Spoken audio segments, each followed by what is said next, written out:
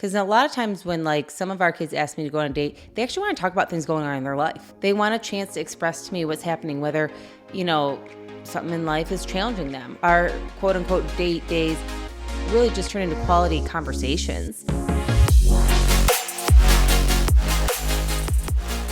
Hello everyone, we are Greg and Jacquie Francis, and welcome to High Performance Parenting, where our passionate goal is to encourage you to raise champion children in a crazy world. Every week we will bring you multiple episodes from our extensive experience of raising our six happy, healthy, successful, godly kids who are confidently equipped to win big in life. We deeply believe that any parent who is provided with the right knowledge and continual support can raise amazing kids. And when they do, all of our futures get better. If raising up future generations of absolute champions matters to you as much as it does to us, here's how you can contribute.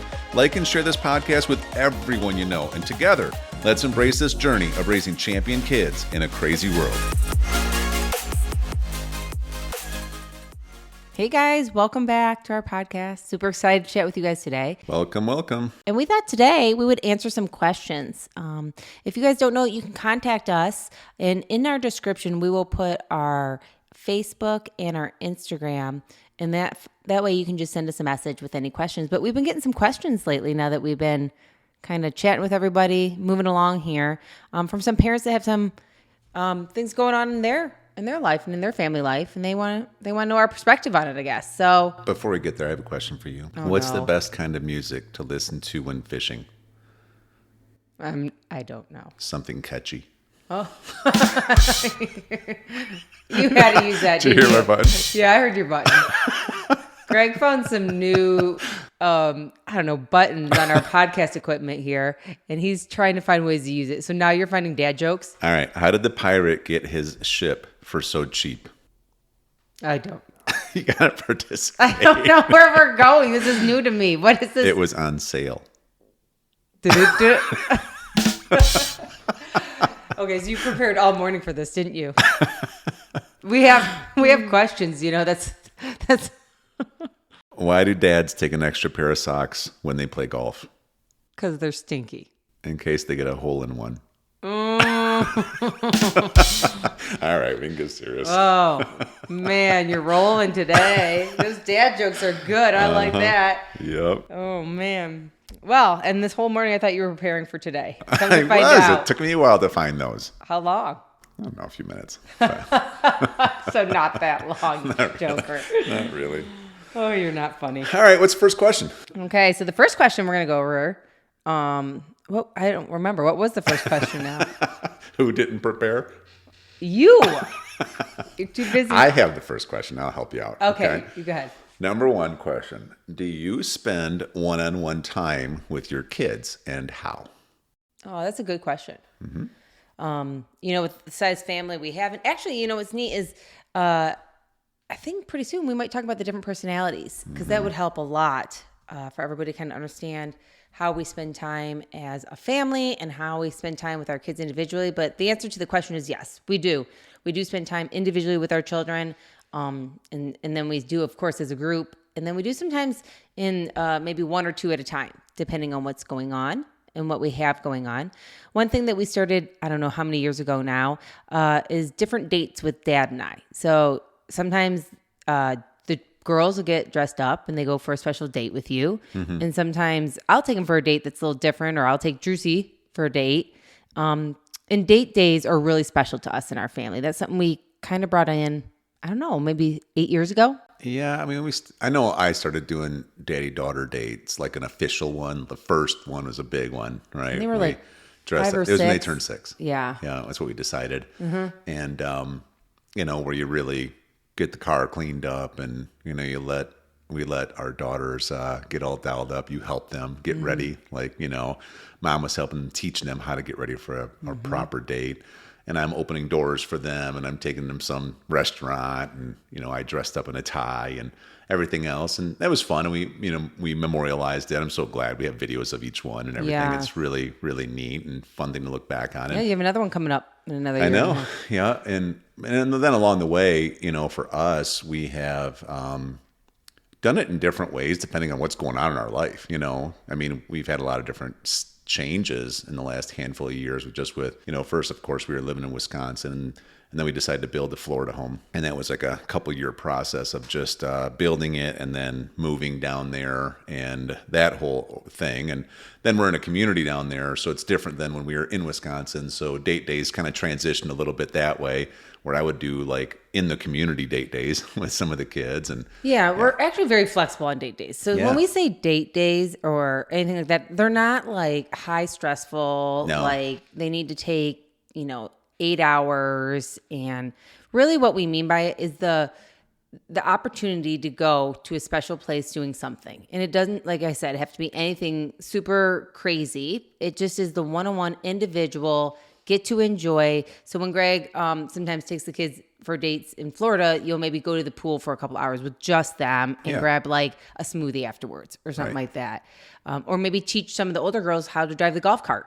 Yeah. And do something special like that. Or a bike ride. Or a bike ride. And it's really just complete concentration on that child. And they call it dates because it's so personal and it's so one-on-one.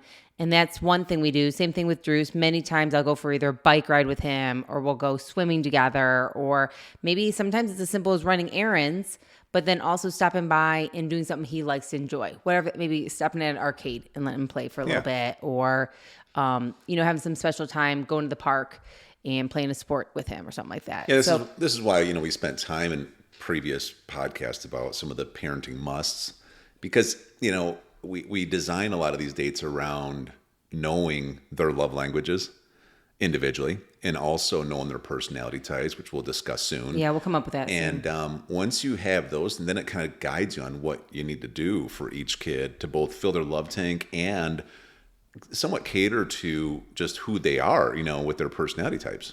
Yeah, and we don't get hung up with it having to be like every 2 weeks or anything like that. Really it's strong communication with our kids, knowing that they need some one-on-one time with either dad or mom, depending on what's going on. And sometimes it's even, I'll know something going on or Greg will know something going on. And I'll be like, you need to take some time soon for so-and-so. You need to go take some time or I feel like I need to go spend some time with somebody. So can you be available to take care of the other kids? Because I want to spend this time. Yeah, it's this constant dance. Like I bet a lot of people listening can relate to this. It's this dance between mom and dad guilt. Are we doing enough? Going on enough of these little dates? Totally. And also, like we have our life we have to live to, do business and make money and serve other people in different ways, plus make time for ourselves. Yeah, go on our own dates. Yeah, if you're involved in a church, you have church involvement stuff. And, we tend to have a pretty full schedule because it's just who we are. But you can, I don't know, I guess probably the best way to answer this would be, yes, you should spend some individual time. The reality is your kids want to spend time with you. They want to get to know you. They want to hang out with you, and a parent out there, I could see maybe you believe that or not, because maybe your parent didn't present that to you. Right. Maybe you don't even understand why necessarily, but maybe that's how you felt. And so you might assume, or you listen to too much dumb TV, to be honest with you, where they're always making it sound like kids don't like parents or they're just rude or they're just whatever. It's crazy. When we watch movies and I see such levels of disrespect taught from movies, and then I think you assume that that's how your kids are, but it's not really true. Kids love being with their mom and dad. They love individual time. They love together time.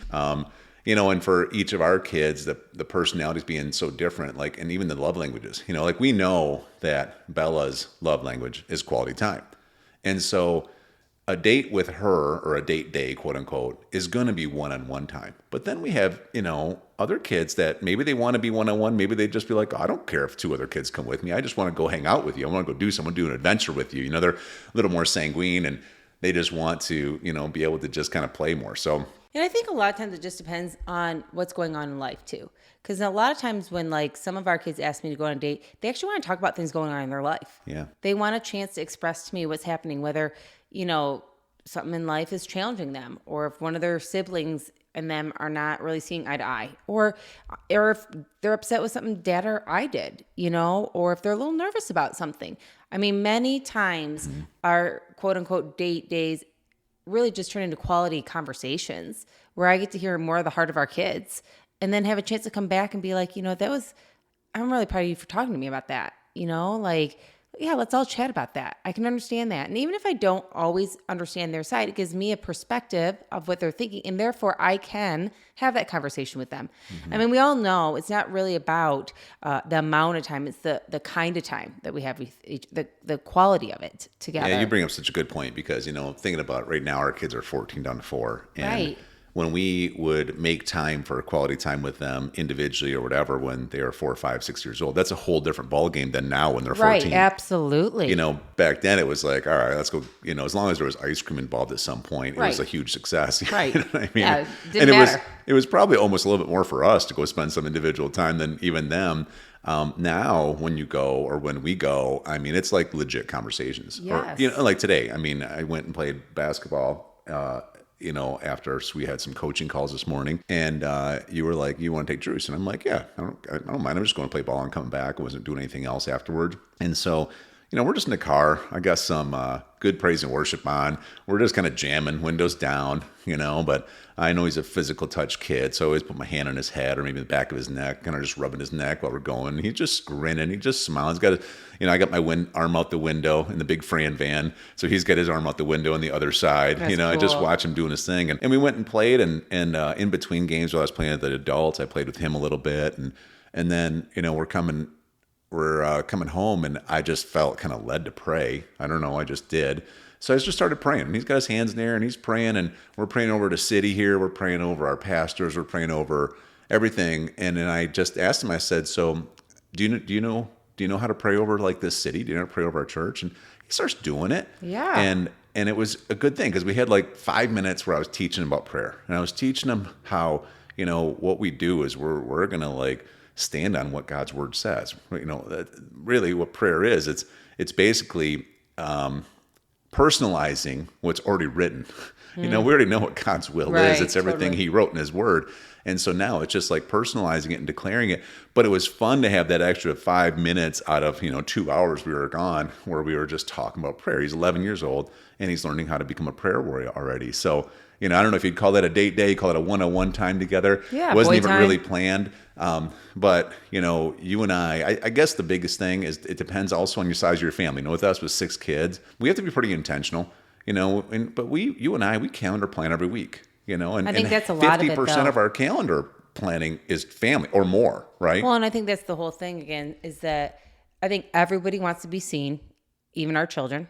Obviously, we have 6 children. Some people, don't have as many or maybe have more, and I think it's all awesome. But what I think is cool is realizing that everybody needs a little individual time. Everybody does. Like Greg needs it with me and I need it with him. Our children need it with us, individually. There needs to be a time where they can truly feel like they can be heard, seen, and be the attention, right? And not in a selfish way, but in a I want to be seen way. And that also gives us chances to talk to them individually. And those individual conversations now that we have are so fun because they really draw us closer to each other. They really open up for conversations. And then we have a 4-year-old who literally gets so much quality time. She doesn't even know, if I have to run anywhere just for a quick errand, she's like, can I go? Can I go? Can I go? And I think she just like enjoys being in the car. It's not even about a conversation, But I will tell you also in those small moments when it's just her and me, I get a chance to hear her sweet voice when she's singing a praise and worship song. Yeah. Or I get to hear, she'll tell me all the time, you know what I love about life, Mom? And she'll tell me something. And I'm like, wow. Or whenever we hear an ambulance, we'll stop and we'll pray. And now she just, Mom, I just heard the ambulance. I'm going to pray. Hold on. You know what I mean? It's like those moments where it's like we have one kind of moment with 14-year-olds all the way down to 4-year-olds. And we think it's special. On the flip side, our family loves being together too. Like that's the cool thing about our family is that we've really had this this feeling in our heart that we always wanted to be a tight, unified family. Mm-hmm. And so with that, we work hard for that. So that's how we end up having team meetings as a family. That's how we end up having we call them dance parties at the end of the night, whatever that looks like. Sometimes it's singing and dancing. Sometimes we're playing cards. Sometimes we're just outside talking together, whatever it may be. Sometimes they're going around the cul-de-sac with their, roller skates and stuff like that. But we call it dance party time in our family. And it's when I stopped doing work for the day, you stopped doing work for the day, and it's now devoted to a couple hours of us all just being together. And we love those kind of things too, where we don't nothing's going on necessarily where we need to go individual with anybody. And so I think it's a combination of both. I mean, the other night I was out with a couple of kids, and so half of us were gone and half of you guys were home, remember? And I mean, of course we get calls like, when you coming home? Where you at? What are you doing? Because everybody is so used to us being together in the evening that they also want us to be together, and they miss when we're not together. Yeah, one thing that, as you know, we do men's events, right? A couple times a year. And basically, it's part of our Redwood concept, where people that didn't grow up with a strong root system in different categories, whether it's family or, whether it's marriage or parenting or finances or spiritual growth, whatever. Yeah. The way that you can grow tall, even though you don't have a deep root system, is you can lock your roots with other people of the community of Redwoods, people that are further along than you. It's all about being able to recognize that just because you didn't grow up with something doesn't mean it can't start with you now. You're just going to have to lean on some other people pretty heavily in community that are where you want to be. And so in our Man Maker events that we do, one thing that comes up, when vulnerability starts happening, because it's a pretty safe place. We make it a safe place because of the culture that we have. You know what I mean? We play a lot, we beat each other up, then we kind of open up, and we talk about real stuff. But it's always solution focused, not victim focused, not, whatever. One thing that comes up with guys a lot is that they want to spend more time with their kids, but they don't know how. Comes up all the time, all the time. And I think it's just because probably somebody didn't spend time with them. And guys are taught, even without it being direct, just indirectly, guys are kind of taught to isolate when they're scared. And so when they're afraid of something, they don't usually seek out, how to really learn an area, a category until somebody shows up. But the reality is every man's journey has to do with initiation, it has to. And so there's a lot of uninitiated men out there. And because they don't know how to be comfortable with something, they don't know what to do with their kids. And so I guess the thing you have to do is just say, okay, how do I start this process though? Right. How do I do it? I get it. I got to grow and change. I got things that didn't work out perfect for me, but I want to change it for me down. So I got to start, you know, and got to start somewhere. If I was going to really fully answer this question, I don't even know who sent it in, but, I would say you should try. You know what I mean? Don't worry about it being perfect. Just build your kids up. Have some fun. Don't overthink it too. Don't feel like you have to, go rent a limousine and do something, go spend $500 on dinner for it to be a successful, one-on-one time. Like it really is, like you were saying, it's the little stuff. It's just a matter of, will you do it consistently? And that doesn't mean it has to be like once a week, depending on your schedule. No. But I would just monitor it, It for sure should probably be, depending on what's going on in your life.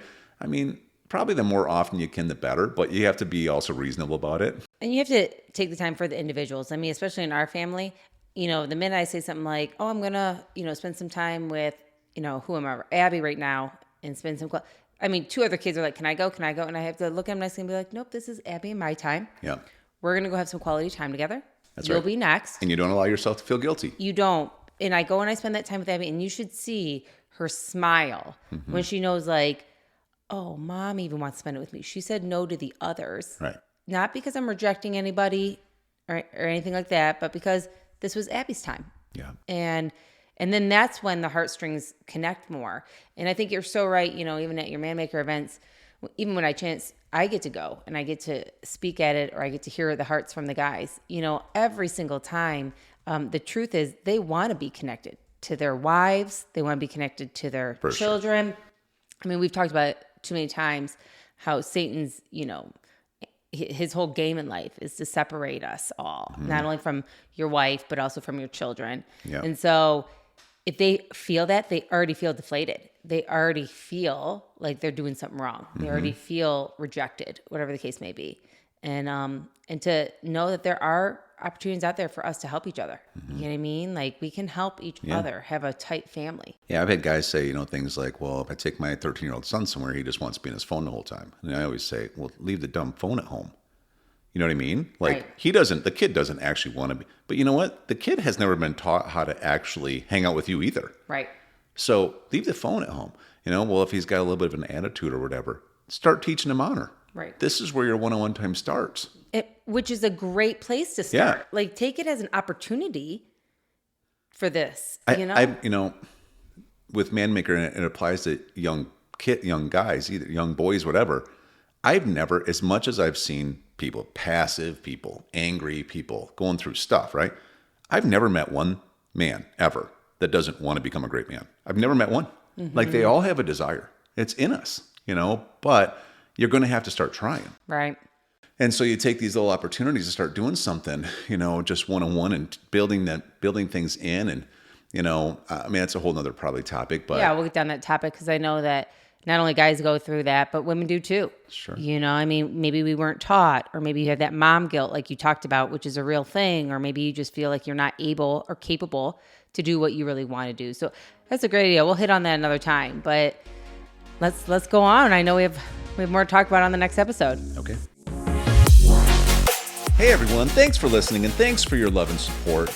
We hope that today's episode added tremendous value to you and your family.